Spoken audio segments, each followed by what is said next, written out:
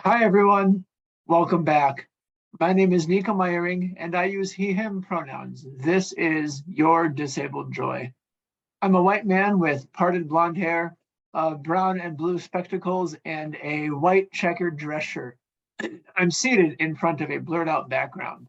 And like about 20% of the global population, I'm disabled. Non-disabled people might look at our lives as tragic, pitiful, sad, but I don't know, guys. I've been disabled a really long time now, and I also think that there's room for disabled joy.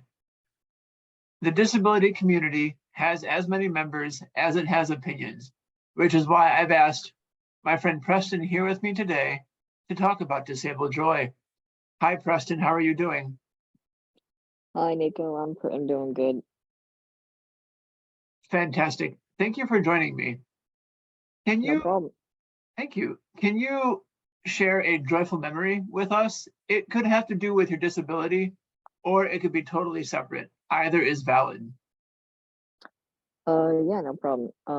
Well, I talked about this one quite a bit, but I will be trying again to for my bachelor's this coming fall.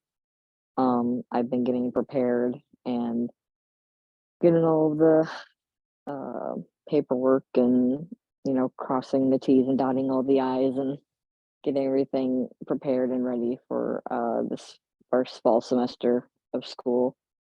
And I'll be going into computer science, and I'm very excited.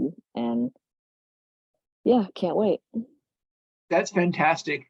Thank you for never giving up on bettering yourself. I'm wishing you all the best in college, and you're going into a computer science field. That's fantastic. We always need more disability representation in tech and IT. Totally Mhm. valid. Preston, tell me, how have your disabilities intersected or impacted your ability to pursue your own joy or to pursue your own happiness?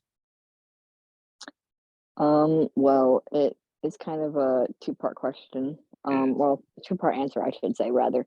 Um, so I have different categories of disability. So I'm physically disabled with blindness, and I'm also chronically ill with mental health issues and things. And I'm neurodivergent. But the one that really seems to affect me the most in a more like day to day basis is my being blind. And that has been the one that has always had me struggling the most with having joy around my disabilities and things.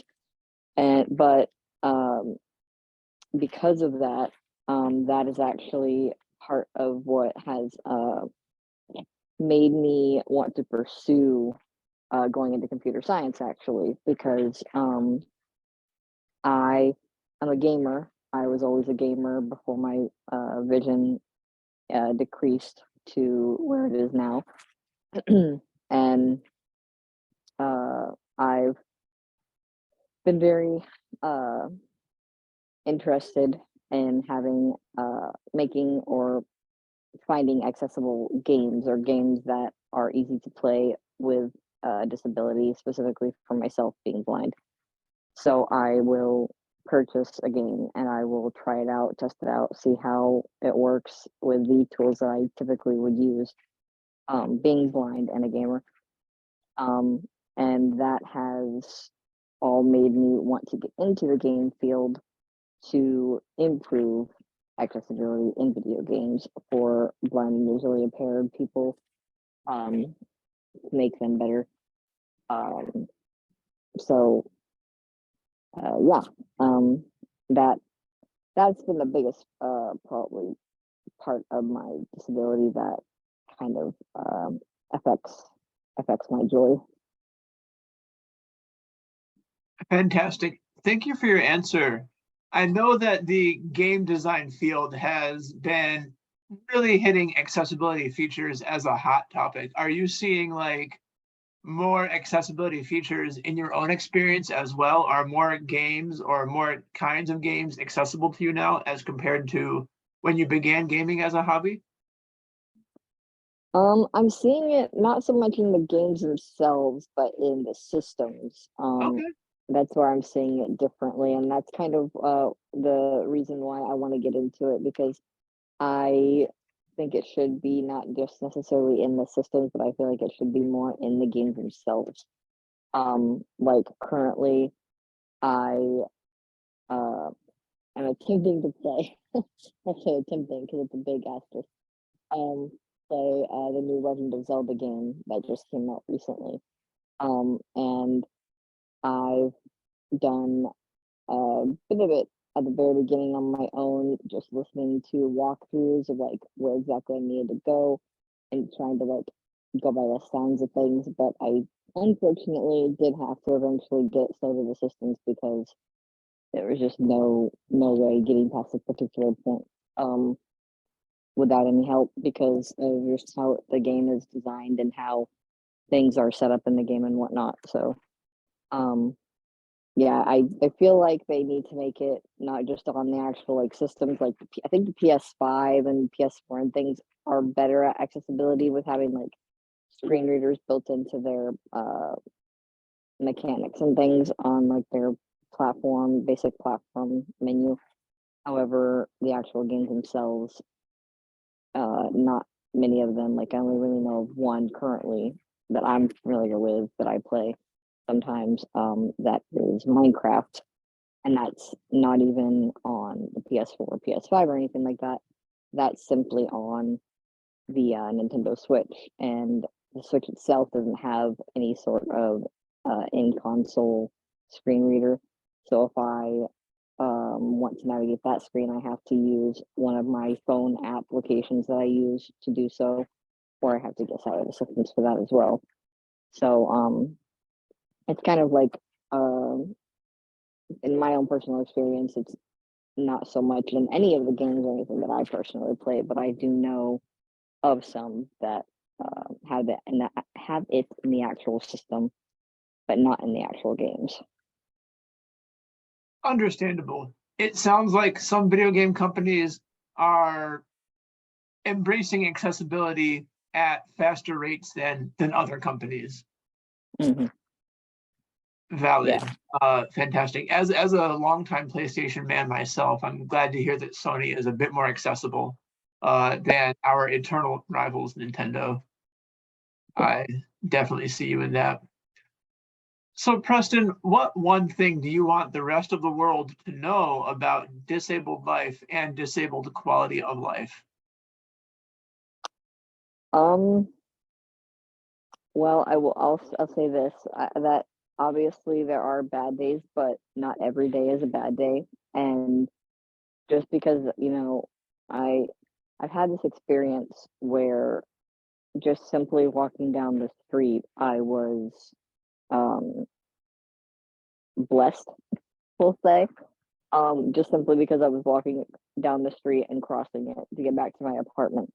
Hmm. Um, and not that I necessarily am offended by that action. I I don't feel like people should inherently see me as a person living life disabled and automatically think, oh, poor you, I must, pray for you, I must do this or that because your life is so much less than mine and you have so little going for you in your life Mhm. because of this problem.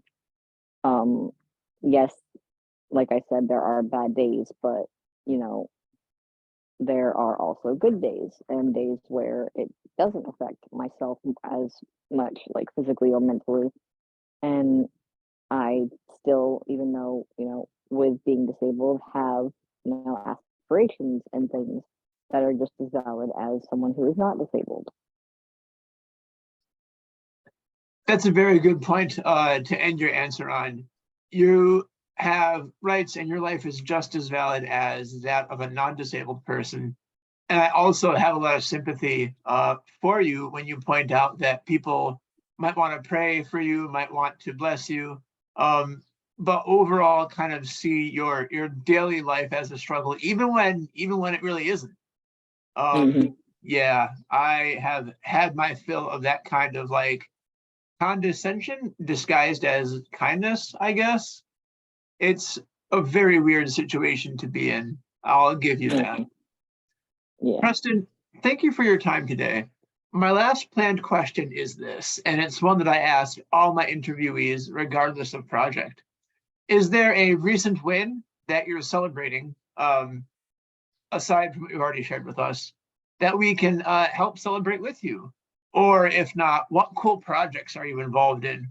Where can people find you online? This is your chance to really brag, really be your own cheerleader. So please take full advantage. Go ahead and promote yourself. Well, aside from the school, thing going on that I'm very, very excited for because there are a lot of opportunities that I'll be able to have once I move to the city where my school's at. Yeah, Um, Not honestly really much else going on. I mean, I guess the elephant in the room for myself and Nico is I'm currently recovering from surgery that I had a few days ago, almost a week ago. Um, and that's been going very well. Haven't had any extreme like pain in regards to post surgery stuff, and haven't had to actually take any sort of pain medication still as of yet. Um, Other than that, not really much going on. Um, I don't have any sort of planned advocacy projects or anything at the moment. I do hope to maybe participate in another colleague's project that they're doing in July. Um, and when I get to school, I'm excited to participate in a lot of student organizations that I've joined, that I'm excited about. Um, and yeah, I'm just continuing to be in our the Diversibility Leadership Collective, which is where myself and Nico were able to connect with, and as well as others as well. Um, about diversibility in general. So yeah. fantastic. Thank you, Preston. I'm so glad that you are several days post-op now and still having an easy time with pain. That's about as easy as a recovery as it could get. That's really Mhm. wonderful. All right. Thank you so much for sharing your time with me. And I'm rooting for you as you head off to college. Audience, tune in next time. I'm rooting for you as well.